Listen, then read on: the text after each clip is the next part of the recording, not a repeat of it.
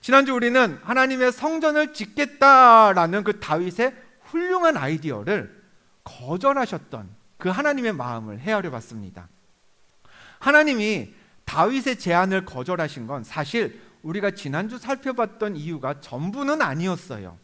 나중에 다윗이 아들 솔로몬에게 이런 이야기를 들려준 적이 있습니다. 아들아, 전에 내가 하나님께 성전을 짓겠다고 했는데 하나님이 넌 성전을 건축하지 못해 라고 하셨어. 그러면서 다윗이 솔로몬에게 그 이유에 대해서도 언급을 했어요. 역대상에 있는 말씀인데요, 역대상 22장 8절을 보겠습니다. 여호와의 말씀이 내게 임하여 이르시되 너는 피를 심히 많이 흘렸고 크게 전쟁하였느니라. 내가 내 앞에서 땅에 피를 많이 흘렸은즉 내 이름을 위하여 성전을 건축하지 못하리라 했습니다. 자, 하나님이 다윗이 언급한 하나님의 거절 이유가 뭐예요? 다윗, 너는 뭐를 많이 흘렸다? 피를 많이 흘렸다는 거예요. 즉 다윗이 전쟁을 너무 많이 했다는 겁니다. 다윗이 전쟁을 많이 했다, 이건 사실이에요. 그런데 여러분, 다윗은 전쟁에 나서기 전에 늘 하나님께 묻고 나갔습니다. 하나님, 저 지금 치러 갈까요? 그래, 지금 나가서 쳐라. 네, 가서 싸우겠습니다. 하나님, 이번에도 얼른 쫓아가가지고 공격할까요? 아니야, 이번엔 그냥 있어. 네, 하나님, 그럼 전투는 여기까지만 하겠습니다. 다윗은 전쟁 때마다 하나님께 물었고요, 하나님이 허락하신 전쟁만 치렀습니다. 자기 욕심 때문에 전쟁한 거 아니었어요. 이방 민족으로부터 하나님을 따르는 그 신앙을 지키기 위해 싸웠고요, 전쟁에서 승리하면 승리를 허락하신 하나님께 영광을 돌렸습니다. 그럼 하나님은 그 영광을 받으셨고요. 그런데 이제 와서 하나님이 뭐라고 그러셔요? 너는 전쟁을 너무 많이 했으니 성전 안 돼, 못 지어. 여러분이 그 이야기를 들었던 다윗이라면 무슨 감정이 안에서 막 샘솟았을 것 같으세요? 억울하지 않아요? 내가 그때 하나님한테 물었는데, 그럼 하나님, 내가 성전 지을 것도 알고 계셨으면서 그러실 하나님인데 그럼 진작에 너는 더 피를 흘리면 성전을 못 지어 이러면서 막아주시든가, 내가 물을 때는 가만히 싸워 하시다가 왜 이제 와서 전쟁을 많이 해서 안 된다고 하시는 건가? 와, 이거 완전 내가 낚였구나. 믿는 도끼에 발등 찍히는 그런 배신감이 들지 않았을까 싶습니다. 근데 우리가 놓치지 말아야 할 포인트가 있어요.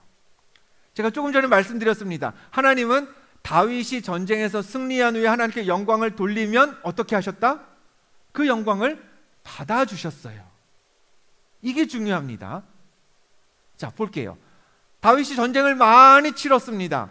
대부분의 전쟁에서 승리했죠. 이스라엘을 역사상 가장 강력한 나라로 만들었습니다. 그런 다윗이 하나님을 위해 성전을 짓겠다는 훌륭한 생각까지 하네요.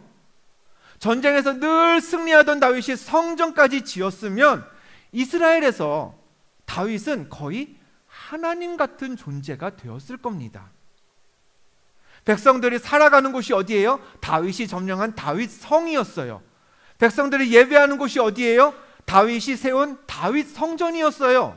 성전이 됐겠죠. 그 다윗이 성전을 세웠으면. 그러면 이스라엘 사람들이 여기를 봐도 하나님이 계시고 저기를 봐도 하나님이 계셔야 되는데 그게 아니라 여기를 봐도 다윗 땅, 저기를 봐도 다윗이 한 거, 고개를 들어도 다윗이 만든 거, 다 온통 다윗이었을 거예요. 하나님이 그걸 막으신 겁니다. 다윗은 성전을 지을 만한 자격은 충분했던 사람이에요. 그러나 다윗은 하나님이 받아야 마땅한 영광까지 자기가 받을 수는 없었습니다. 그런 이유로 하나님은 다윗 말고 다윗 대신에 다윗의 아들 솔로몬으로 하여금 성전을 짓게 하셨습니다. 이후로 사람들은 그 최초의 성전을 뭐라고 불렀죠? 제가 지난주에 이 시리즈를 시작하면서 성전 3번이 지어졌던 것들을 역사적으로 보여드렸습니다. 첫 번째 성전, 누구의 성전? 솔로몬 성전이었죠. 근데 여러분, 우리가 부르긴 그렇게 불러요. 근데 사실 다 알아요. 솔로몬이 한 게 있어요? 없어요. 있긴 있지만 별거 안 했습니다. 기획, 설계, 자재 준비, 심지어 건축에 참여할 일꾼들까지 다 다윗이 세팅해 두었고요. 솔로몬은 그 모든 준비 사항들을 그냥 실행에 옮긴 것뿐이었어요. 그래서 솔로몬이 성전을 지었다는 걸 우리가 다 알지만 그 누구도 와, 역시 솔로몬 대단해, 성전을 지었다니, 이렇게 얘기 안 해요. 그냥 다 준비된 것 가지고 그냥 말 그대로 뚝딱 지은 거거든요. 아버지 다윗이 준비해 놓은 것 가지고. 다윗은 성전 건축의 모든 과정을 준비했으나 실제 건축을 못했습니다. 또 솔로몬은 실제로는 성전을 건축했으나 그가 건축했다고 말하기에는 그의 지분이 너무 작아요. 그러니 이스라엘 최초의 성전 건축이라는 이 위대한 과업을 평가할 때 이스라엘은 누구 한 사람에게 영광을 돌리기가 애매해집니다. 때문에 뭐라 그러겠어요? 특정한 사람이 아니라 하나님께 영광을 돌리는 구조가 될 수밖에 없는 거죠. 비슷한 케이스가 다윗 이전에도 있었습니다. 여러분, 모세 어떤 사람인가요? 애굽에서 노예로 살던 이스라엘을 탈출시킨, 출애굽시킨 장본인이었죠. 40년 가까이 광야에서 이스라엘의 리더로 섬겼습니다. 하나님과 대면하여서 대화를 나누었던 유일한 사람이라고 기록되어 있습니다. 그런데 하나님은 가나안, 목적지 가나안이 눈앞에 보이는 곳 느보산에서 모세에게 이렇게 말씀하십니다. 신명기 32장의 말씀 보여주시죠. 내가 비록 내가 이스라엘 자손에게 주는 땅을 맞은편에서 바라보기는 하려니와 그리로 들어가지는 못할 거야. 모세야, 너 여기 느보산에 와서 보니까 저기 가나안 보이지? 네가 민족을 이끌고 40년 동안 가려고 했던 그 땅이야. 근데 네가 보기는 할 텐데 가지는 못할 거야. 이 무슨 청천벽력과 같은 소식입니까? 광야 생활 40년 동안 이스라엘을 이끈 건 분명 모세였는데, 그래서 그의 사명이 어디서 끝났나요? 가나안 코앞에서 끝났습니다. 가나안에 못 가고. 그러니 그 누구도 모세가 이스라엘을 가나안까지 데리고 왔다라고 말할 수 없는 상황이 되는 거죠. 그럼 이스라엘은 가나안에 누구랑 들어갔나요? 새로운 리더 여호수아랑 들어갔습니다. 그러나 동시에 이스라엘의 그 누구도 여호수아가 우리를 가나안으로 이끌었다라고 말하지 못합니다.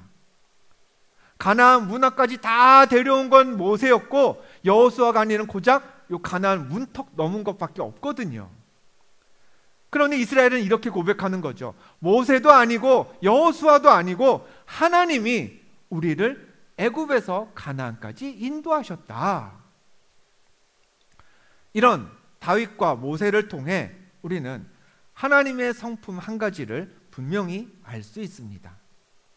하나님은 영광 받으시는 일에 정말 진심이신 분이십니다. 하나님이 받아야 할 영광을 다른 누가 받으려 하면, 아니 다른 누가 받을 기미만 보여도요, 하나님은 그 일을 철저하게 막으십니다. 하나님은 우리에게 은혜를 베푸셨어요. 구원을 허락하셨어요. 놀라운 사랑을 소유하신 분이세요. 우리의 아버지 되시죠. 근데 하나님이 받으셔야 할 영광에 관해서만은 눈꽃만큼의 양보도 없으신 분이세요. 그럼 하나님이 영광에 이렇게 진심이다 보니 우리가 불평할 수도 있을 거예요. 아니, 맨날 세상에서 하나님의 일 하느라 고생하는 건 누구예요? 우리잖아요. 여러분이잖아요. 왜 근데 우리는 세상에서 하나님 말씀대로 살면서 하나님의 나라를 넓히려고 이렇게 고생하면서 이렇게 봉사하면서 이렇게 섬기면서 사는데 왜 우리는 아무 영광이 없고 다 모든 영광은 하나님만 받으십니까? 이거 우리 너무 불쌍하고 손해만 보는 거 아닌가요? 여러분, 그게 손해인지 한번 생각해 보자고요.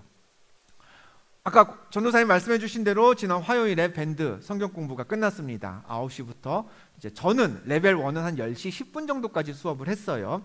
지난주 화요일에도 밴드 마지막 네 번째 수업을 마치고 10시 한 20분쯤 되어서 이제 집에 가려는데 마침 아내도 그때 이제 퇴근 시간이었습니다. 그래서 교회 앞에서 만나서 같이 이제 집으로 들어갔어요. 가면서 아내랑 이야기를 해요. 아내가 그러더라고요. 강의하신 목사님들이 또 계시잖아요. 레벨 2 신목사님, 레벨 3 백남무 목사님 계신데 목사님들에게 사례 드릴 거야 그러더라고요. 이제 신목사님은 이제 온라인 수업 집에서 하셨습니다. 근데 집에서도 이제 10시 이제 일찍 주무셔야 되는데, 다음날 새벽같이 나오시고 하면 일찍 주무셔야 되는데 이제 10시까지 10시 지나서까지 이제 수업을 인도하셨고, 백 목사님은요 댁이 파주세요.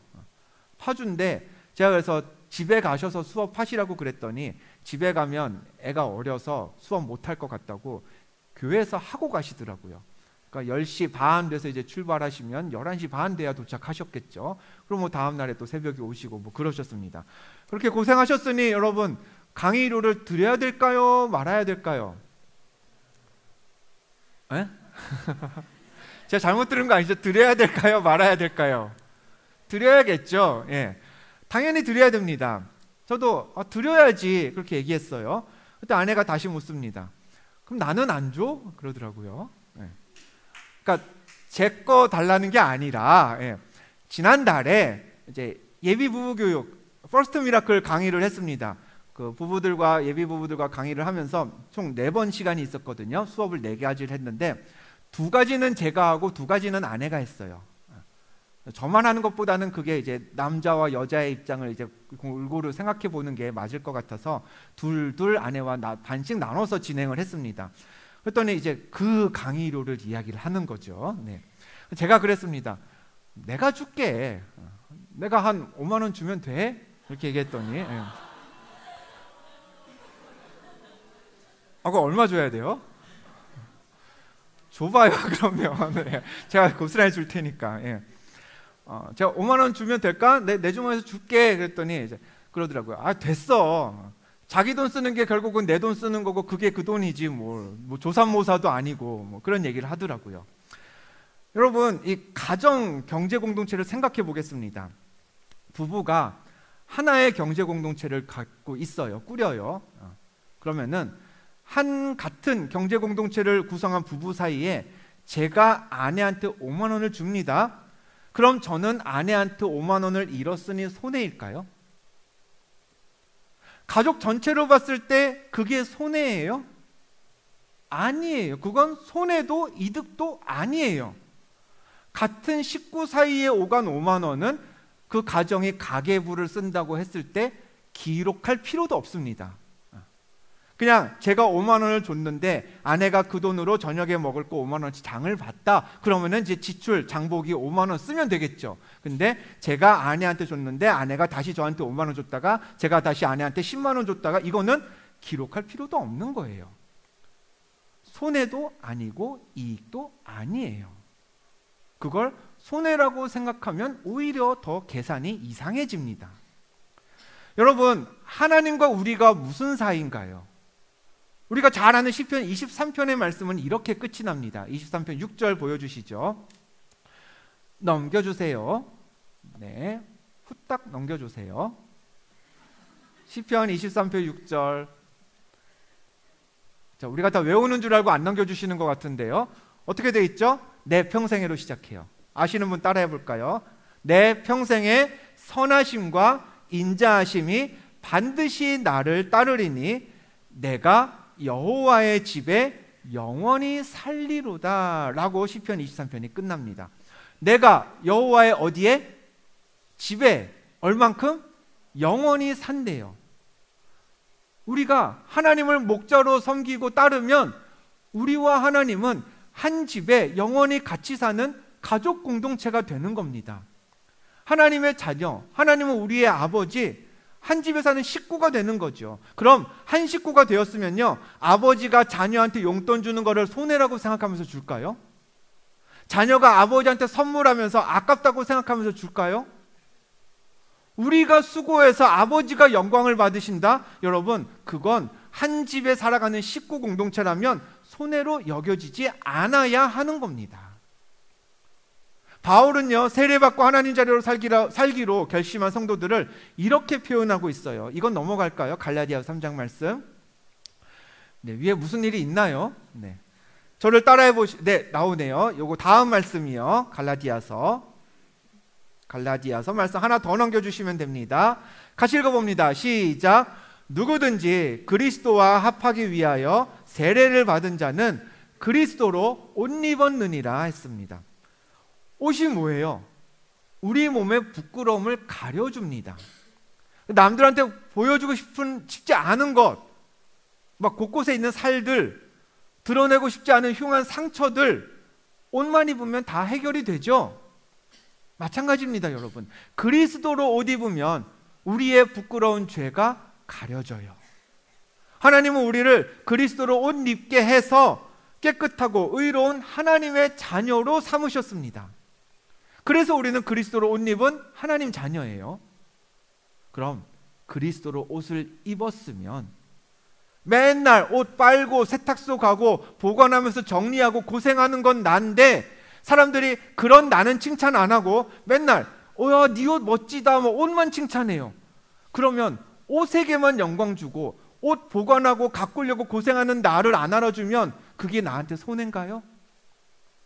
옷 멋지다고 하는 칭찬이 결국 나를 향한 영광 아니에요?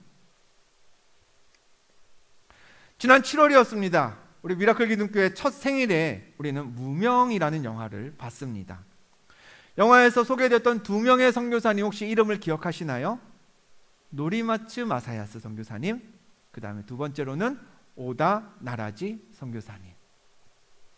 그 중에 이제 먼저 소개되었던, 또 먼저 한국에 오셨던 노리마츠 마사야스 선교사님은 기독동신회라는 선교단체 소속이셨습니다. 그 기독동신회가 1889년에 설립되어서요, 1989년에 설립 100주년을 맞아서 책을 펴냈어요.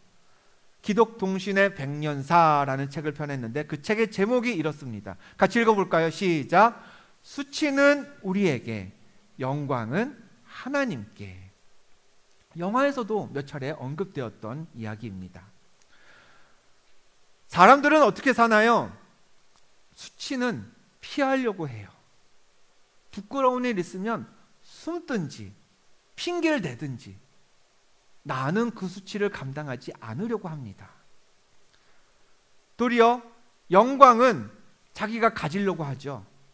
쥐꼬리만한 영광이라도 있으면 내가 얻으려고 살아가는 게 우리입니다. 그러나 그리스도를 옷 입은 하나님의 자녀는 수치를 부끄러워하지 않습니다. 이미 하늘 아버지께서 사람의 몸을 입고 세상에 오셔서 십자가라는 수치를 당하심으로 우리를 구원하셨어요. 그 수치를 하나님이 감당하셨으니 세상에서 당하는 어떤 수치도 우리는 이젠 감당할 만한 겁니다. 더불어서 하나님의 자녀는 하나님이 받으실 영광을 가로채지 않습니다.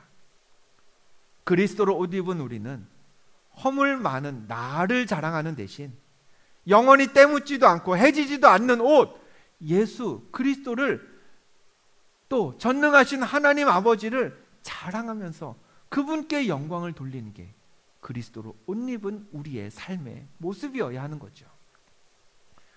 하나님은 하나님의 영광을 위해 성전을 짓겠다는 다윗의 그 생각 거절하셨습니다.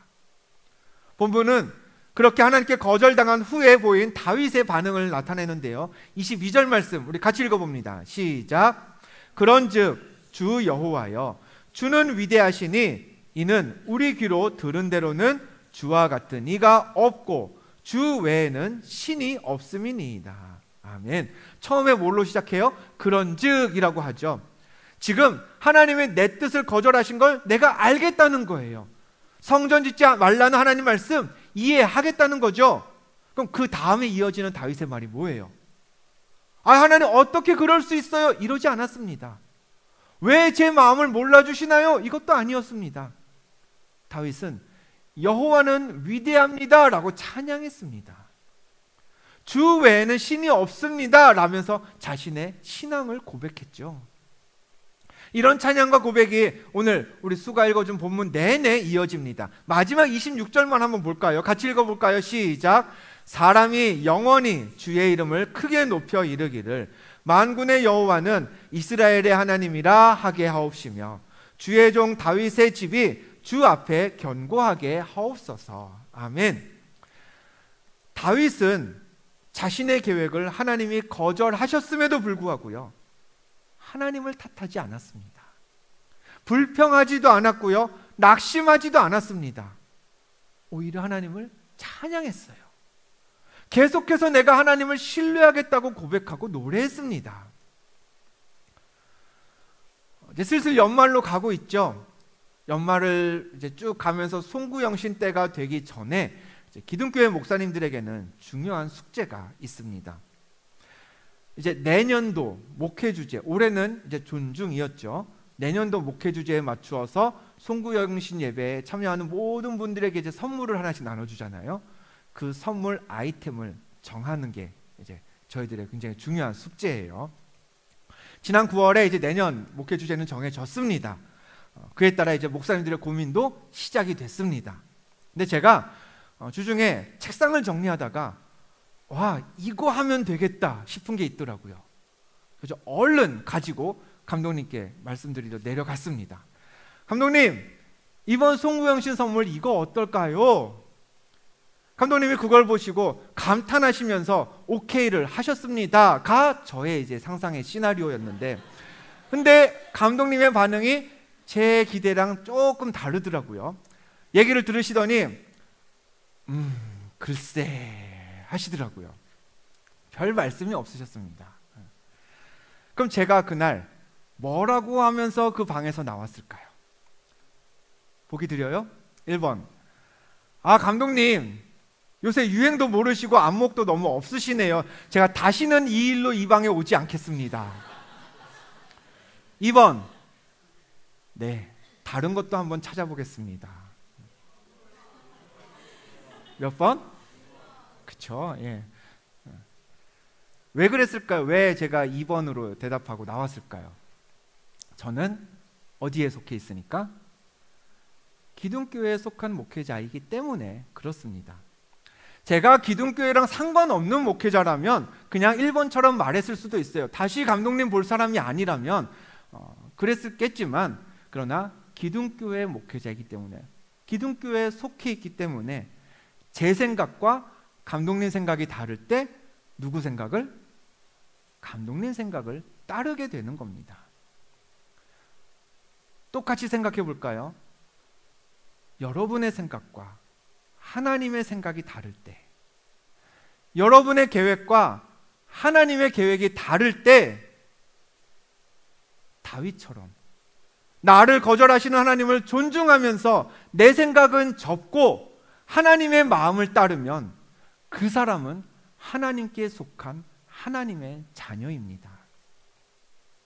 그러나 하나님만 항상 옳겠어 라고 하면서 내 생각을 지키고 하나님에게서 돌아서는 사람은요, 아무리 예배에 열심이어도, 아무리 스스로 나는 기독교인이야 라고 주장해도 그 사람은 하나님께 속한 사람은 아닐 겁니다.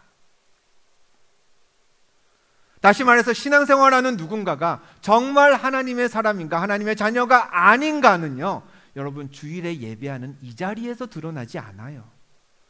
내 생각과 하나님의 생각이 다를 때 내 생각을 접을 수 있느냐, 그리고 하나님의 생각을 따를 수 있느냐, 그게 그 사람이 어디에 속한 사람인지를 나타냅니다. 다윗은요, 자신을 거절하신 하나님의 생각을 따랐습니다. 그리고 하나님을 여전히 찬양했습니다. 그럼 하나님은 그냥 영광만 받으셨을까요? 하나님도요, 다윗의 삶에 응답하시기 시작합니다. 오늘 보면 우리가 사무엘하 7장을 읽었습니다. 근데 말씀을 사무엘하 8장으로 옮겨가면요, 다윗이 계속 전쟁을 해요. 8장 1절에서 블레셋하고 싸웁니다. 8장 2절 모압하고 전쟁합니다. 8장 3절 소바 왕과 전쟁합니다. 8장 5절 다메섹 아람 사람들을 죽입니다. 13절 에돔 사람들을 쳐 죽여요. 이렇게 다윗이 전쟁을 계속 이어가는데요. 그런데 이 모든 전쟁에 앞서서 전쟁의 내용들을 축약하고 있는 한마디, 사무엘하 8장 앞에 보면요, 여러분 이런 타이틀이 달려있을 거예요. 뭐라고요? 다윗이 어디로 가든지 이긴다는 거예요. 하나님이 자신의 생각을 접고 하나님의 생각을 따르는 다윗으로 하여금 그 다음부터 어디를 가든지 승리케 하셨습니다. 우리가 다 우리의 생각을 접을 수 있는 그런 하나님께 속한 사람 될 수 있기를 주님의 이름으로 축복합니다. 우리 내 생각 접자고요. 내 계획 거절하시는 하나님을 인정해야 해요. 그리스도로 옷 입고 모든 영광을 하나님께 돌리며 사는 우리 모두가 되었으면 좋겠습니다. 내가 입은 옷이 드러나게, 그리스도가 드러나게, 하나님이 드러나게 우리 살아봅시다. 그러면 하나님이 우리가 어디로 가든지 이기게 하실 것을 믿습니다. 그게 하나님 자녀가 세상을 살아가는 방식이에요. 내가 영광 받아서 그 영광을 발판으로 내가 높아지고 내 승리를 만들어 가야지, 이게 아니라 나는 수치를, 영광은 하나님께 다 드리면서 하나님이 나를 어디로 가시든 이기게 하는 삶, 그게 우리의 삶이어야 합니다. 영광은 하나님께 돌립시다. 그러나 결코 우리도 지지 않을 것을 믿습니다. 영광 받으시는 하나님이 저와 여러분을 승리케 하실 것이기 때문입니다. 그런 삶을 살면서 다윗처럼 하나님 마음에 합한 사람이라 칭찬받는 하나님께 속한 자 되기를 주님의 이름으로 축원합니다.